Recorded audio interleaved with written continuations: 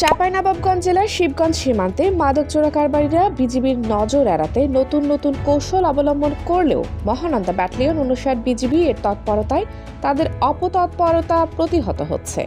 গত ১৯ ডিসেম্বর গভীর রাত থেকে ২০ ডিসেম্বর ২০২৫ তারিখ সকাল পর্যন্ত ৫৯ বিজিবির অধীন সোনা মসজিদ ও তেলকুপি বিওপি তাদের নিজ নিজ দায়িত্বপূর্ণ এলাকায় সীমান্তের শূন্যরেখা হতে আনুমানিক ৩০ থেকে ৫০ গজের মধ্যে পৃথক অভিযান পরিচালনা করে।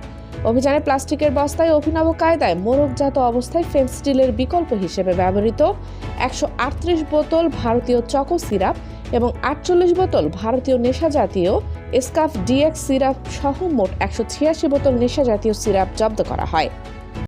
দেশ দর্পণ নিউজ, দেশের সাধারণ জনগণের সংবাদ মাধ্যম। আপনার সংবাদ এবং বিজ্ঞাপন প্রচারের জন্য যোগাযোগ করুন স্ক্রিনে দেখানো হোয়াটসঅ্যাপ নম্বরে। অভিযান চলাকালীন মাদক চোরাকারবারিরা রাতের অন্ধকার ও ঘন কুয়াশার সুযোগে পালিয়ে যেতে সক্ষম হয়।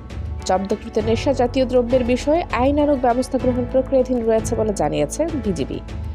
উল্লেখ্য, বিগত কয়েকদিনে মহানন্দা ব্যাটালিয়ন ৫৯ বিজিবি সীমান্ত এলাকায় ধারাবাহিক অভিযান চালিয়ে এ পর্যন্ত ফেনসিডিলের বিকল্প বিভিন্ন ধরনের মোট ৩৮৫ বোতল নেশা জাতীয় সিরাপ জব্দ করেছে।